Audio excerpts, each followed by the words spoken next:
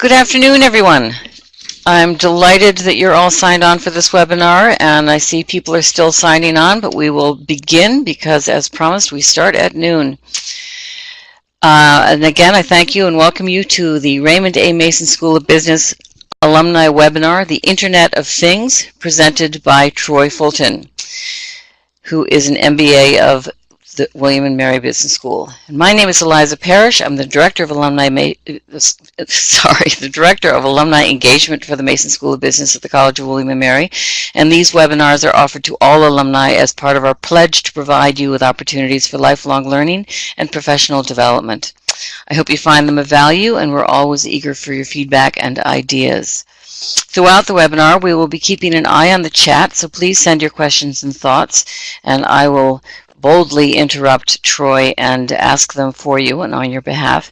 And if we run out of time, hopefully Troy will be able to consider some of the unanswered questions and respond in a follow-up email. Again, I thank you for your time and interest. I'm not going to get in depth into Troy's bio because hopefully you've been reading it on the screen in front of you. So I'm going to go right and jump in and tell you that it is my pleasure to introduce you to today's presenter, Troy Fulton. Thanks, Eliza. Welcome, everyone. Thank you for joining.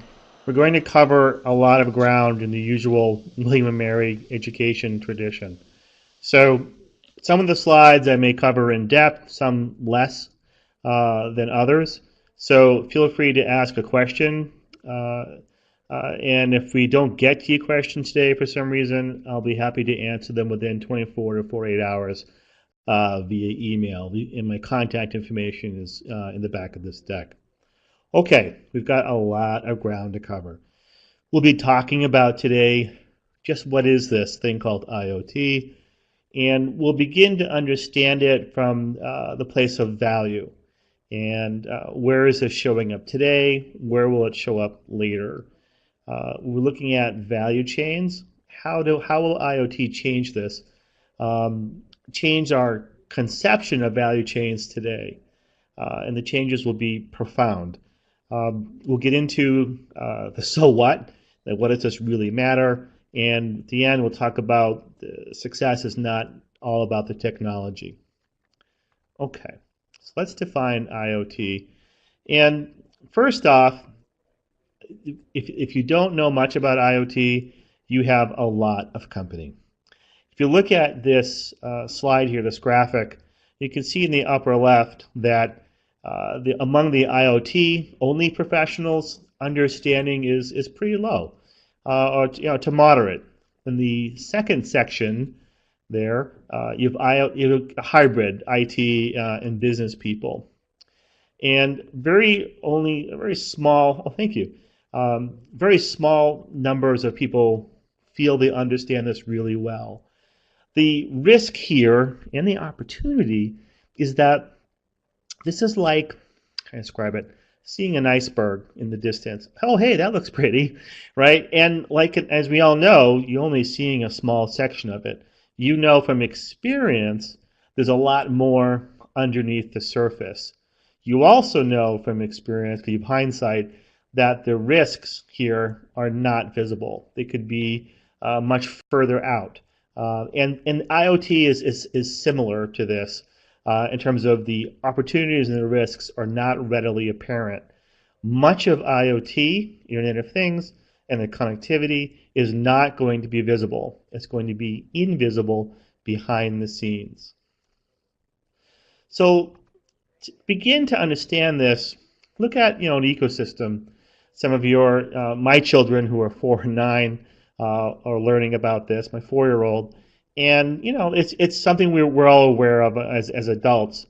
But what's interesting here is when you look at a landscape like this on any nature TV show, you have a sense that there's probably a lot more going on behind the scenes than what's visible to you.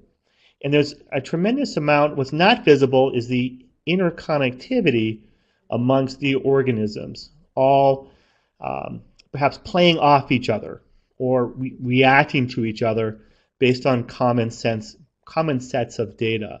And IoT is somewhat related to that. This next slide is a quote from Accenture. it talks about really the end game point of view.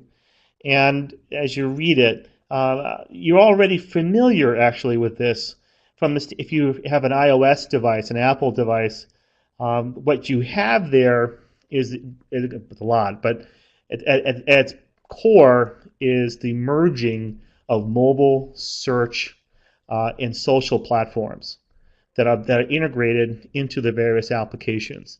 The applications themselves are also beginning to share data. And what we've been moving away from is a web page centric experience. You go to the website, you see the page, you read it, you're done.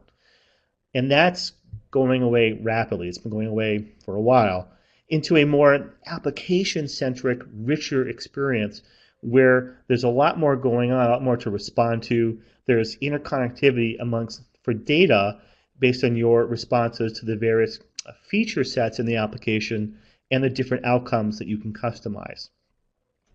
What's important here is in terms of why this is so disruptive, is that we're moving away from unconnected, linear products and services or individual products and services, and we're moving towards networked outcomes that are based on an OpEx model, meaning pay as you go. It's a variable cost. We'll get into more of this in a little bit.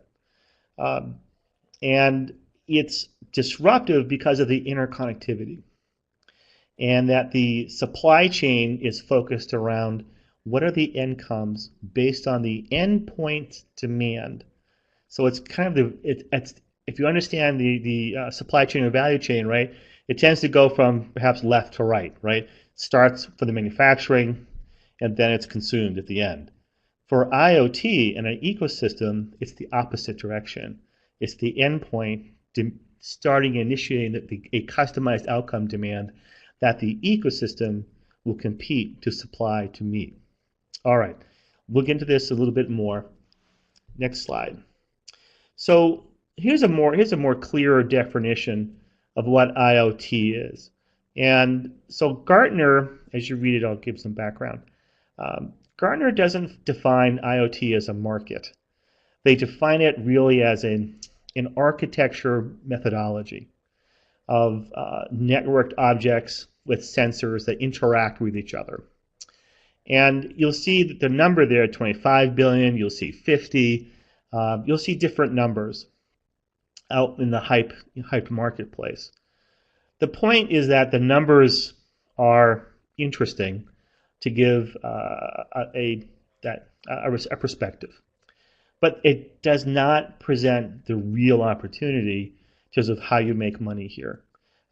In fact, many IoT models may not generate revenue, but there are other ones that will, and we'll talk about what that value is in a moment.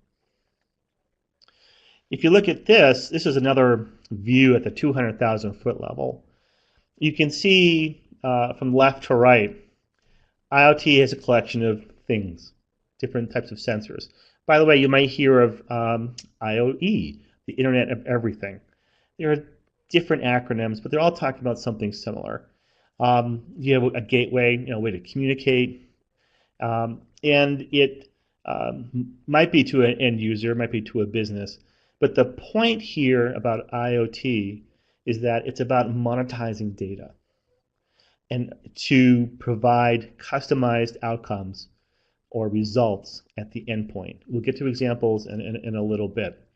This is different from, say, machine to machine, which is about just collecting the data and focusing more on efficiencies, perhaps replacing batteries, etc.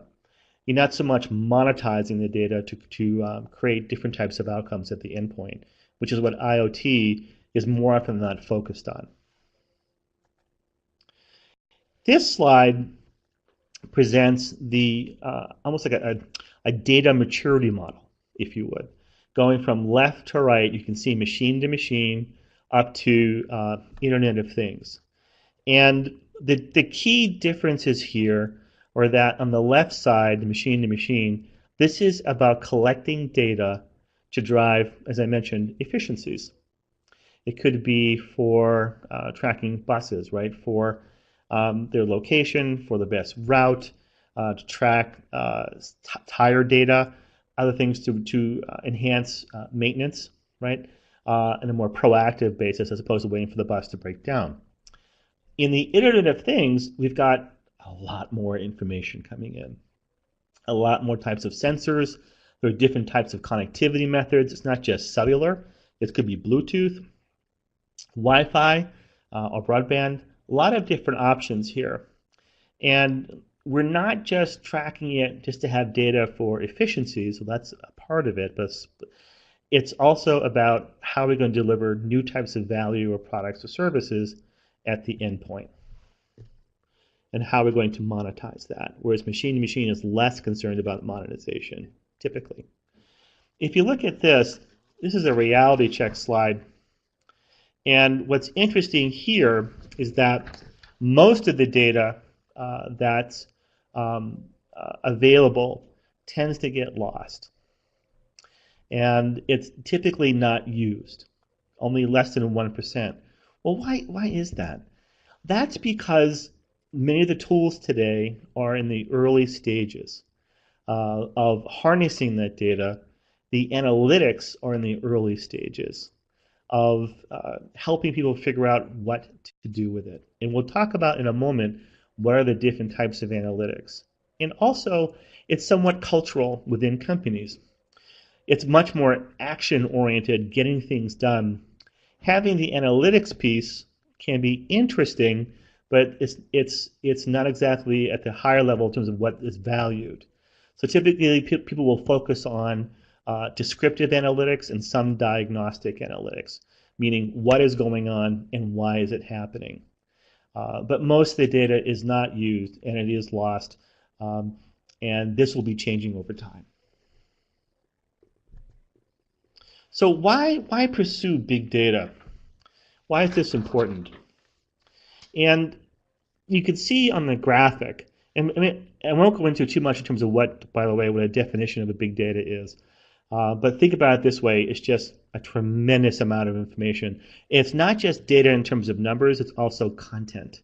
So it could be different types of words, phrases, statements, and through very, I think, at the end of the day, this is really variable regression, where you're creating analyses on correlation as to what these content or data will mean, so you can have predictable insights. So here on the right-hand side, you can see the graphic. You can see what industries can benefit most. The point about analytics, we're not going to spend too much time on big data, but the point about analytics is about influencing outcomes proactively. That's why you have it. Okay, well, why is that? Well, let's go forward. So you can see here in this slide, this big data is about doing something that takes maybe days, a whole day, in several minutes, no longer, a whole day. And we have customers today here at Tango, customers at SAP, one of our partners, that when they begin to employ analytics and the big data architecture, things that took a long time to do becomes dramatically shorter and quicker. And that means you can then use those resources for other things. But let's look at what types of analytics there are. This becomes very important for IoT. Going from the left to the right, you can see there's descriptive analytics. What's going on? Why is this happening? And that would lead to then diagnostic analytics. It could be data for machines. It could be data for spend, right? And then you go to predictive analytics. Okay, so based on the data that's coming in, say for expenses or compliant use of mobile phones and the profile of that person, this is what's likely to happen in the future based on this data with a certain level of confidence. This becomes important in terms of these algorithms, these analytic types, have been around for a long time, since the early 70s with consumer packaged goods, and creating predictive templates or profiles for consumers and how they'll behave for certain products. The last piece is prescriptive analytics. What should happen? And that becomes very interesting. So if you have tremendous amount of data streaming in, you can begin to predict, based on the person's interactions and their behavior, what he or she is likely to do next. And based on that, what would they want to have happen next? This becomes important in terms of anticipating the customized outcomes at the endpoint to deliver to somebody. It gets kind of interesting because one of the ethical issues here is how much free will do we lose, potentially, if in the name of convenience, having something delivered to us even before we even think it, or based on our facial expressions. I'll talk a little bit more about that in a little bit. All right, let's talk about value, or show me the money. All right, so this slide is a composite.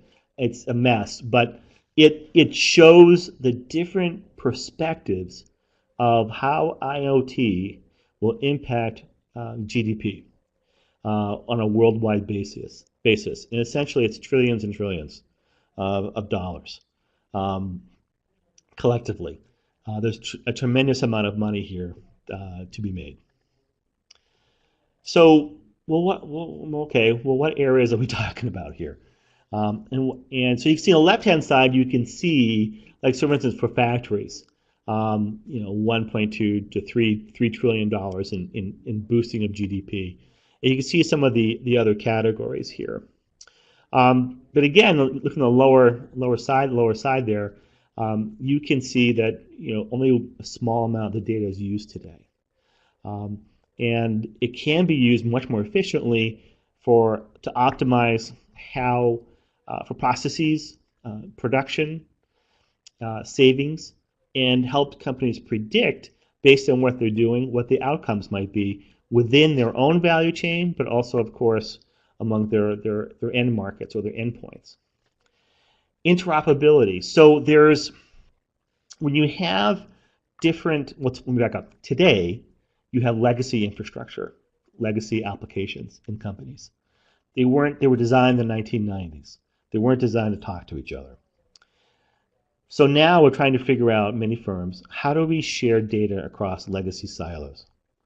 And there's a growing need to figure out what are the standards. Are we going to share not only data from a batch perspective, say every 24 hours you get some data downloaded, but also in real-time streaming. And then on top of that is, how are we going to secure all this? Last piece here, there's a lot more value in B2B than consumer, and that's because the value chains within business to business tend to be much more complex than consumers, and there's more opportunity to make revenue. Consumers are going to be looking for much more lower cost applications. So retail. So here's something. It's kind of interesting. So this is how IoT might work in retail.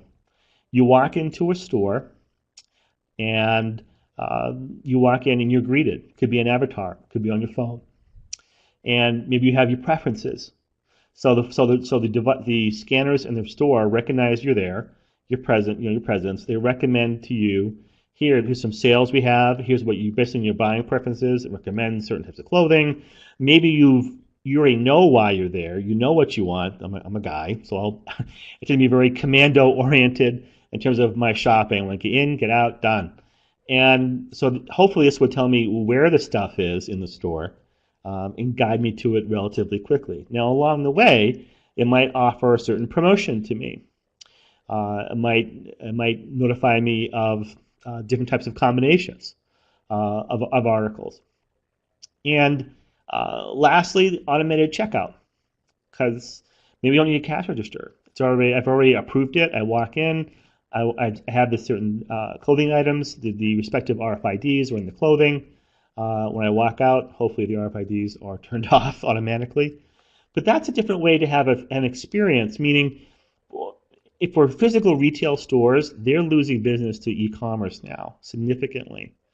And there needs to be a different type of experience that makes it more interesting and customized to save time for people so they can achieve what they want. People increasingly have less and less time to just go shopping just for the fun of it. It has to be very directed and targeted and very outcome-centric. For manufacturing, imagine a shop floor where machines are aware of each other and they interact with each other. So maybe you have a driverless vehicle down there delivering things. There's automatic sensing equipment in terms of QA, different types of materials, and maybe the chain here of manufacturing can also produce different types of outcomes respective to the orders that are coming in. In other words, with less people, probably tremendously less people potentially, the production could be very efficient as the data is downloaded in real time to all the different machines.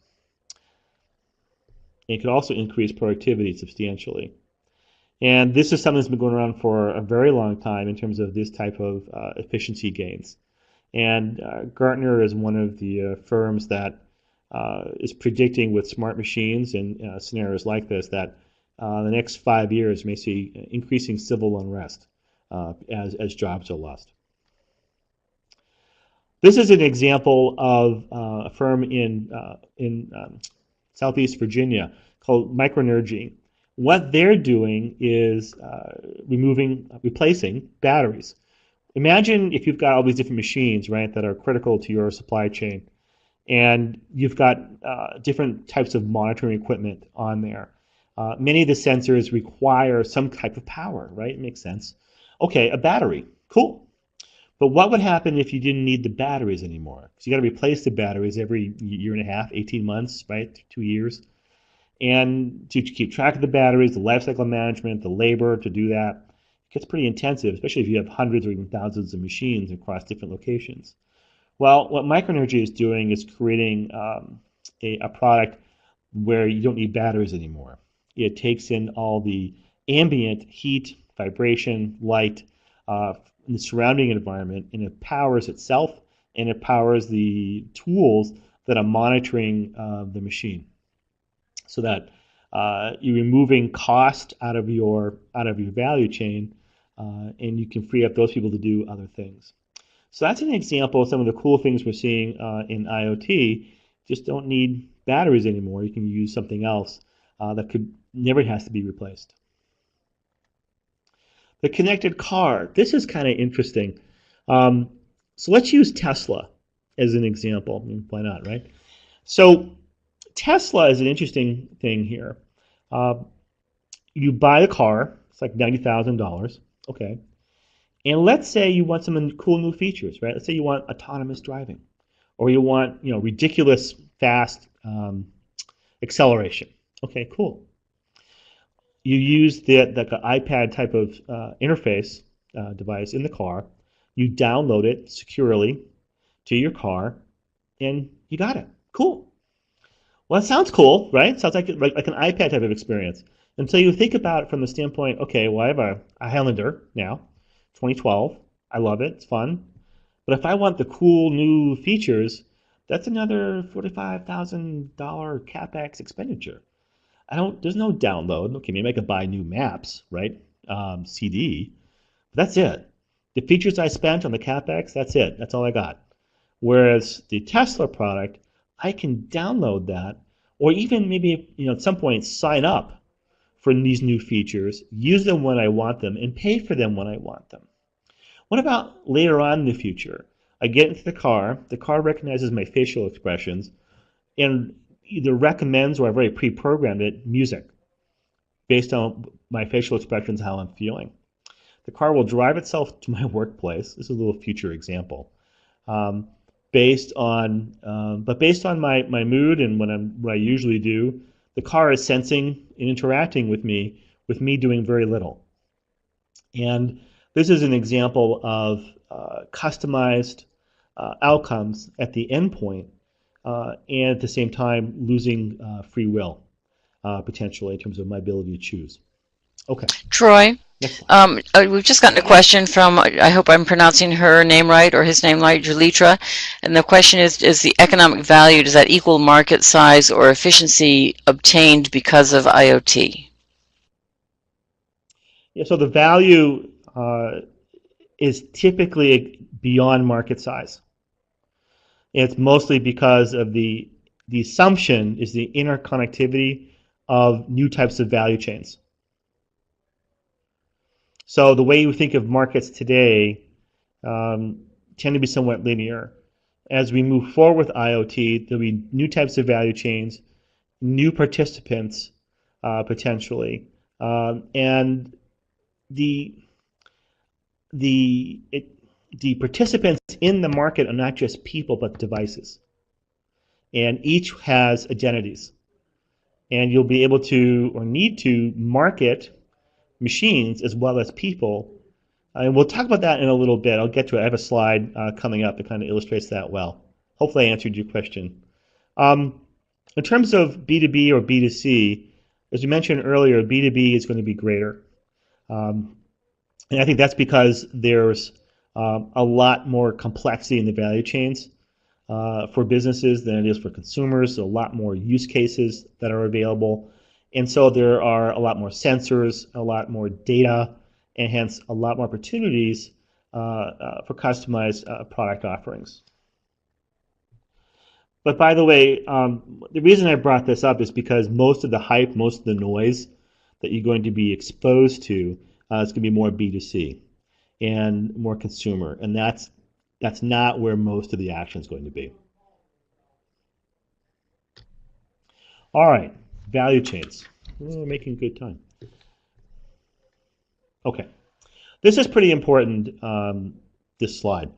So if you look at from the left to right, the product-oriented focus here, this is a CapEx, kind of a today traditional point of view for how products and services are made and consumed. So take, I don't know, farmers, right? They grow the crops, they deliver them to the stores. The stores know, based on our local consumers, this is how much we're going to use probably this year. Okay. They buy it, and they sell most of it, or they sell out of it. Or cars. They know based on their personas and their market research and experience, okay, we're going to make N number of cars this year. We got to buy the steel, buy the rubber, the plastic, etc. And then I manufacture them. I ship them to the dealers. The dealers place orders. And then hopefully someone walks in and buys them. Right? Okay, cool. Got it. Very, very linear, left to right.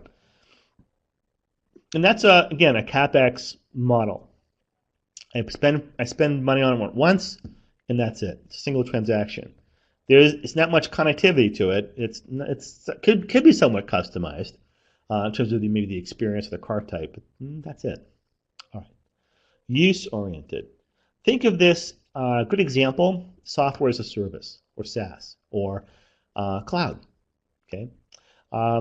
It's product based on usage. You rent it for a certain period of time, and you can use it for as often as you want. A good example might be malware protection, right, for your computer. You may spend, I don't know, $45 for 3 years. Use it as often as you want.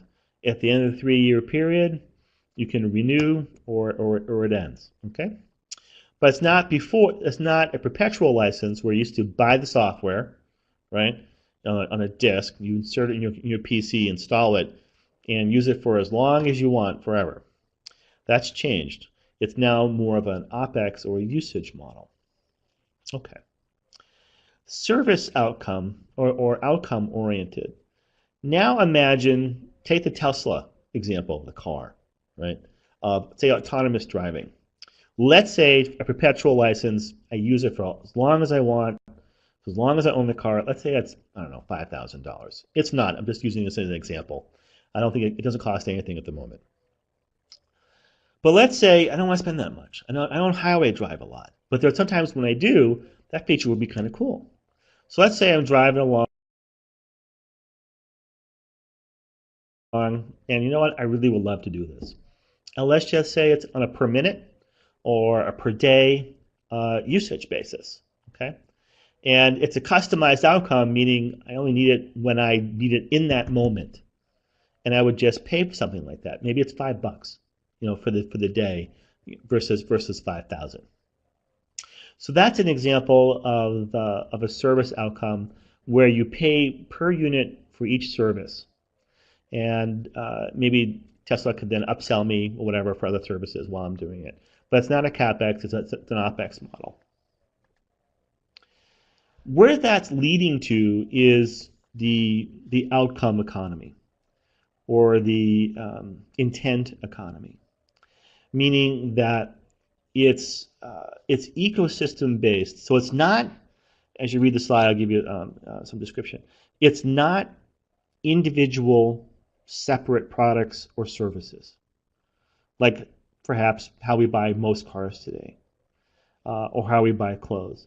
It's an ecosystem of partnerships of different companies that are exchanging information in real time, or have been aligned together to share data in real time in order to together generate customized outcomes at the endpoint. But it's a network-based outcome that's customized, and it's paid for on a pay-as-you-go OpEx basis. So what happens is that the endpoints initiate demand, and the various ecosystems will either compete or will deliver what that demand is. It's not the endpoint, just like that. It's not the beginning, the manufacturer, that's determining the demand or figuring out the demand. The demand is taken in real time and reacted to. That's why the prescriptive analytics component and the predictive analytics becomes very, very important, and also why you don't want to lose the data. You're going to need a lot more than 1% of the data in order to compete effectively. The boundaries for how we look at the value chain and how we compete also change. Much of this is not visible. I have a good slide coming up that explains that. Before I get to there, we can see that, well, the competition will shift. So it's not just your individual product or service, it's the connected systems or products from many players. And it becomes not this individual product, but as a product as a service. That's what's coming.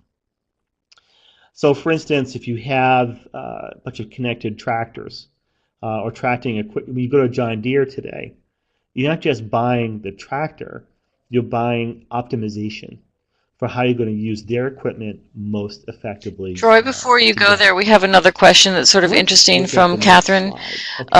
Don't you need to know demand predictions to determine ROI for investment decisions?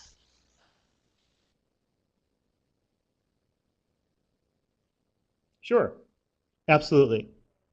And as you start going down the road for this, right, you'll need to have some data in order to figure out, what your ROI calculations will be based on. In other words, which ecosystems will you either create on your own and your partners, or which ones will you participate in? Absolutely, you'll need that data to make your choices. Hopefully that made sense. Okay, I'm going to move forward. So, this is from Harvard Business Review. This was an article that was in a year ago, actually. It's an excellent, excellent article on IoT. Let's look at farmers. So when farmers start out, right, typically today, he or she plants corn, soybeans, whatever it is, right? And once it's planted, that's it. It's the weather. It's, hopefully it rains. Hopefully I have enough irrigation, enough water available to me. Because basically what I want to do as the farmer, she wants to impact the outcome or control the outcome as much as possible, even though the weather is not within her control.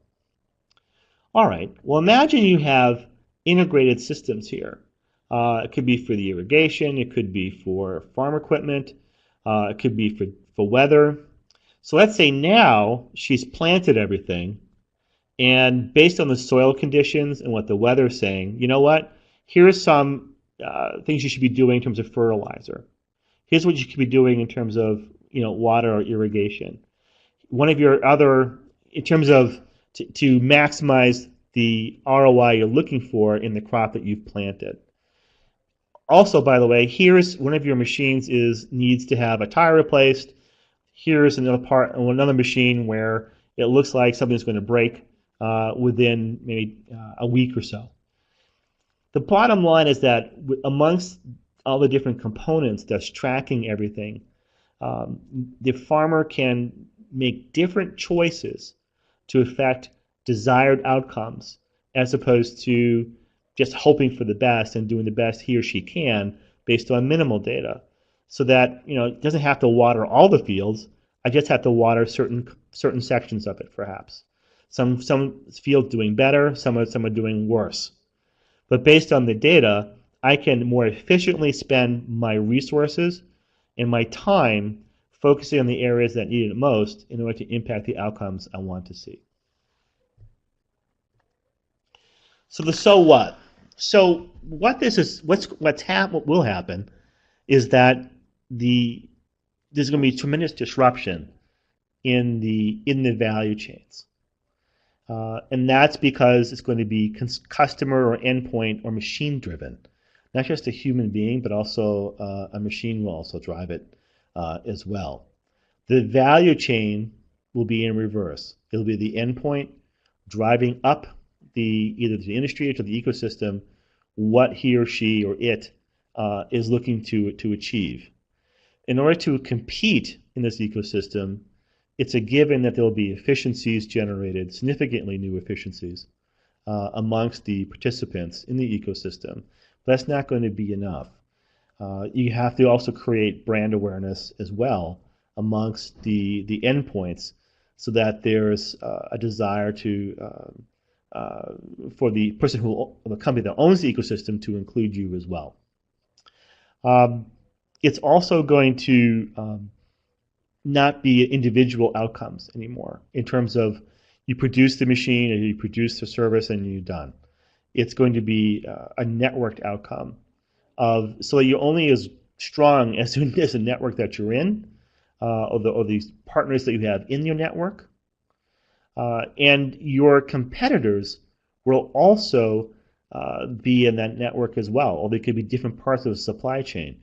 It just may not be as visible to you later as it is today, because they'll be perhaps generating different types of outcomes than you are, and you'll need to know what are those outcomes, how they're being customized, and make sure that your supply chain and value chain can be Troy, adapted. Kathy Horn has typed in and wants to know what will be the impact on small businesses and entrepreneurs.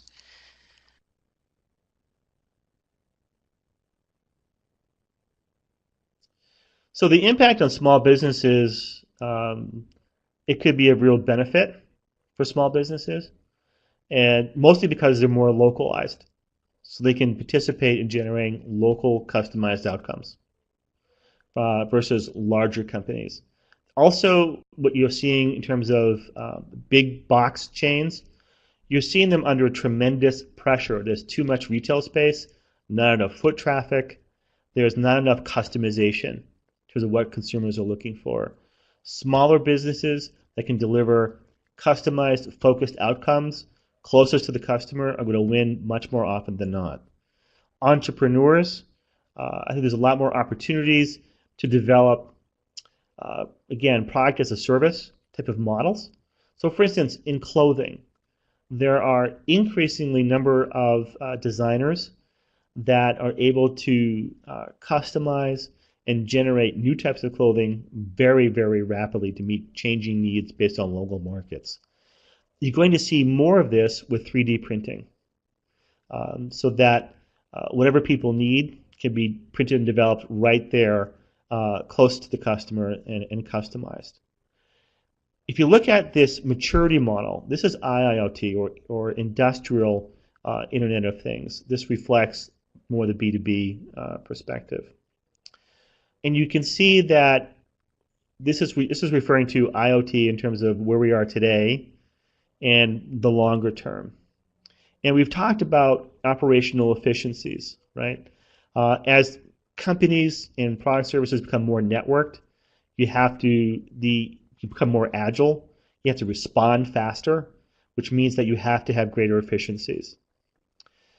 There'll be new types of products and new types of revenue models that are based on pay per use.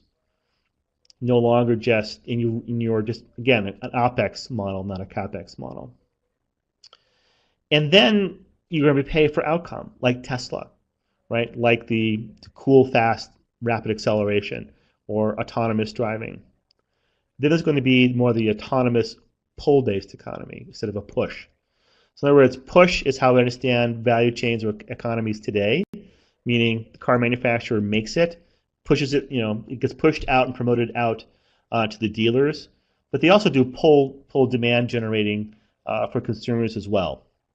But in terms of IoT, the endpoint, the device, the machine, or the consumer is going to be going up into his or her ecosystems, right? Connectivity, saying this is what I'm looking for, this is what I want.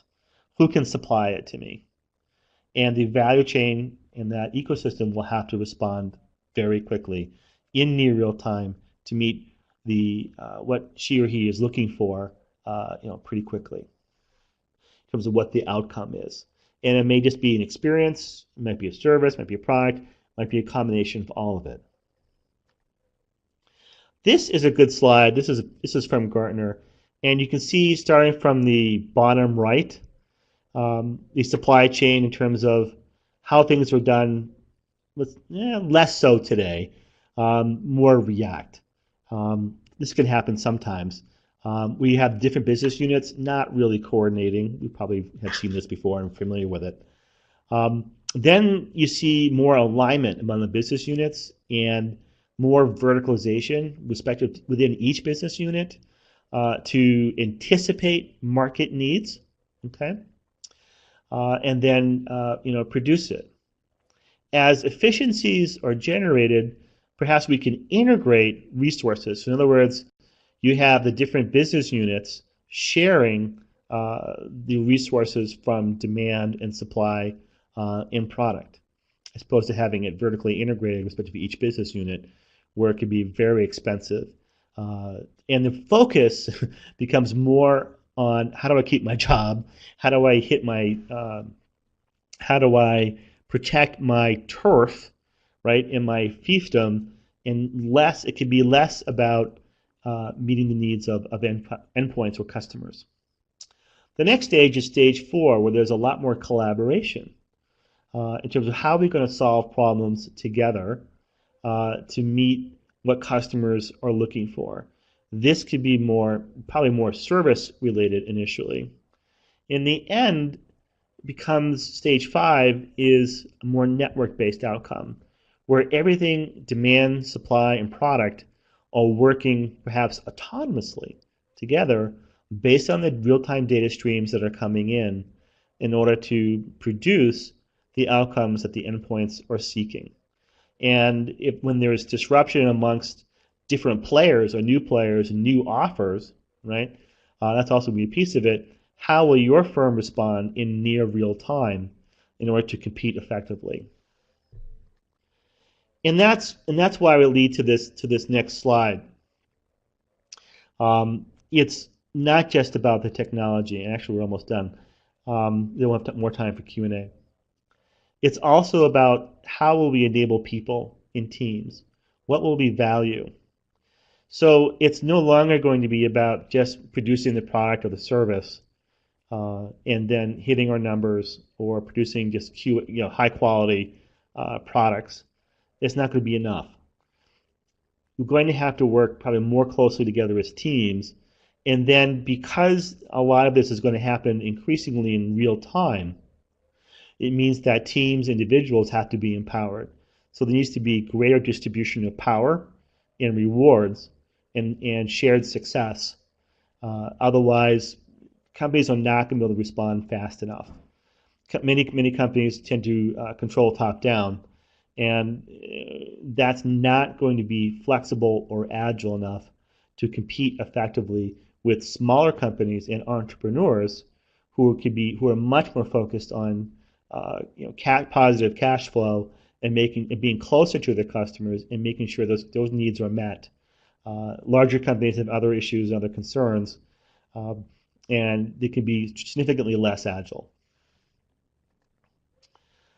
The last slide here is from Drucker.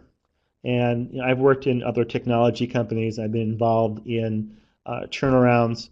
I've been involved in creating new types of value. And oftentimes that if the culture isn't on board or doesn't feel there's enough there to meet what's in it for me, the culture will sabotage it and it will not support it. And firms that don't get their people on board, don't enable them, don't empower them, they're not going to achieve the levels of agility required to effectively compete. Whereas other competitors will empower, and not just, it doesn't mean just for paying them more, it also means creating a shared sense of purpose that everyone's buying into to effectively contribute all their talents. Anyway, that was the last slide. I hope this was helpful in explaining, it was very, very quick, what IoT is and the end game from many different types of companies and how things are changing from a value chain perspective. Troy, before people might questions, be wishing to do we type have? in I some hope questions this is for you, helpful. because we do have a few minutes left, but while we're waiting for people to type, I see a couple are. We do have another comment. It's not quite a question from Julitra, which I'll get to, but first I want to thank you before people start to head off to finish their day for hosting this webinar. I think it's a topic that a lot of us have had lots of questions regarding, and I also want to thank my partners behind me that are making this happen from a technological point of view. You can't all see them or hear them, but I want you to know that Karen or Mike are here making it work for us, so thank you to them. So if anyone has any questions, but otherwise the comment, I think, from Julitra is, don't need to broadcast now. I'm working for a mobile cellular company. We need to know the market size so we can grab from IoT and how we can monetize the trend.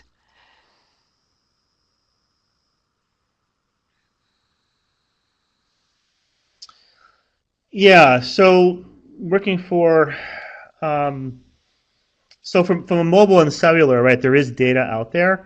The trend for you in terms of cellular connectivity, it's about 10% of much of the IoT revenue predictions.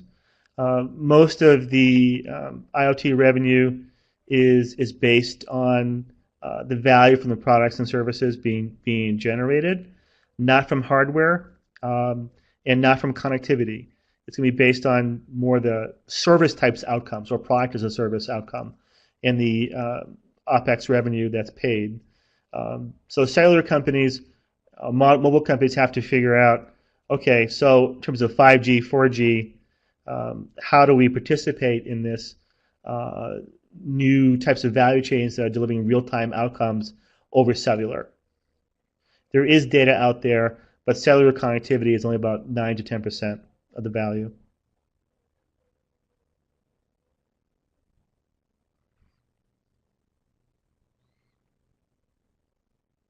What else? What else people have questions about in terms of wish we spent more time on X or Y, or I disagree with you, or Brian has just said thank you, else which is lovely. And we'll have to IoT make that we investment, whoops, it just moved, responsive to individual demand, perhaps crowdsourcing. And to Christine, yes, we will send out the slides. And I think Julitra would love to talk to you one-on-one about her comment above, which so I will send you contact information. And Mac Johnson has asked for Gartner citation for in the next 5 years predicted civil unrest over job loss. That may be something you want to take up. I don't know whether you can see the comment, Troy, and respond to that or not.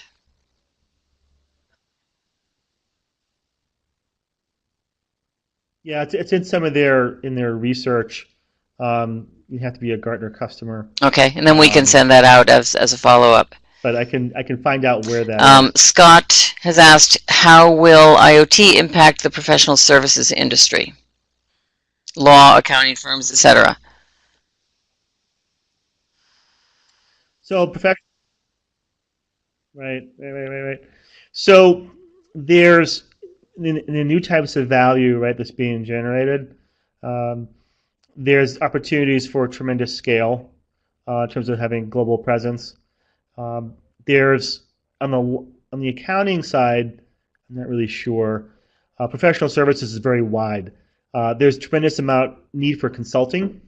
So on the consulting side, it's huge, mostly because to help companies figure out the threats and the opportunities that are not readily intuitive, not visible. Because it's a very different way of doing things. It's when we think of what we're producing and the services, it's very linear, right? It's within our own walls, if you would. In the world of IoT, not so. It's part of it, of course, but you also need to think about the dynamics of participating in a tightly knit ecosystem and your role and your perception of your value.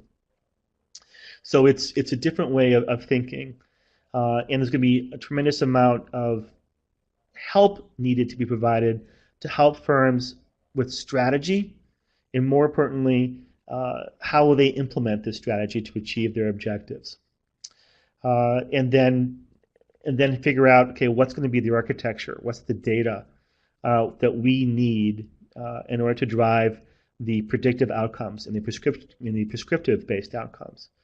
For law, this is a very interesting field, and there's no precedent in terms of data being shared. In other words, when people are using applications, even if they've opted in, what happens to my data? Meaning, I've walked into the store, I've allowed the retailer to participate with me, give me a certain experience. Well, then what? What happens after that? I don't know. I don't know what happens in terms of the how my data is used.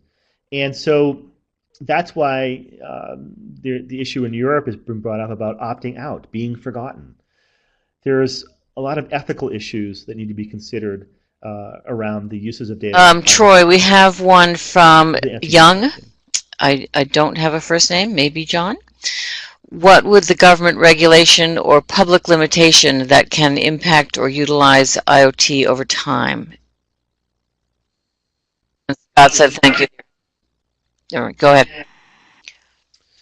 So it's probably going to be about, yeah, so I would imagine there's going to be regulation around privacy and identity to protect people, because that's where the money is going to be, is ripping off people's identity in the digital world, and firms will have to be responsible for protecting their data and whom they share it with within the ecosystem.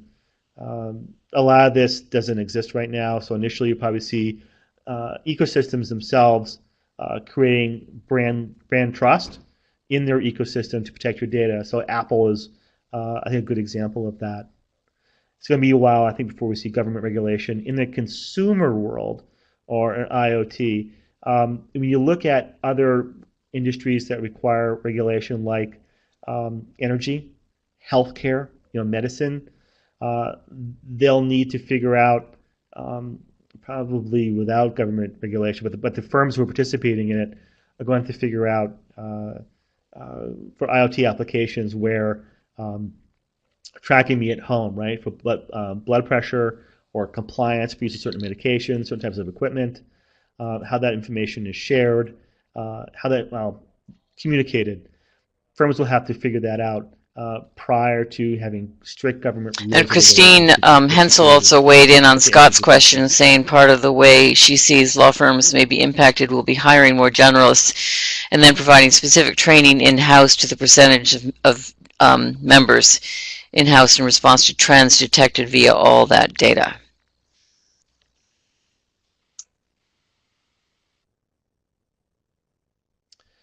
Yeah, I could see a lot of firms trying to figure out, okay, so how are we going to protect the company, protect our brand, so that there isn't a breach, and if there is a breach, what do we do?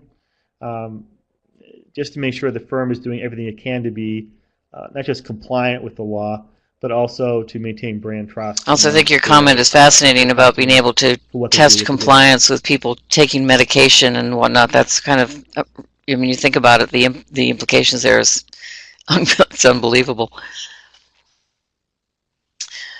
We have one more question from Christine, or comment, basically adjusting the number of specialists on the fly in response to detected to trends, I think that is, detected via data. So I think the questions seem to be slowing down. So again, we'll keep watching. If you want to type in and ask anything more, I can certainly pass the chat on to Troy. Troy, I'm speaking for you, but maybe you'll be able to answer a few of them after the fact and fill in. And I do think there's one person that would love to talk to you offline. So I will send you that person's contact information as well. How can I get the slide download link? Comes from Young. We will send out the entire webinar plus the slides after the fact to all of you who participated, so you can share it and refer to it again if you have other questions. And and Troy, being a fellow alumnus, I'm sure would be happy to talk to some of you. So. Yeah, no, absolutely. And after, quick thing, after going through the slides, if you have questions, of course, email me.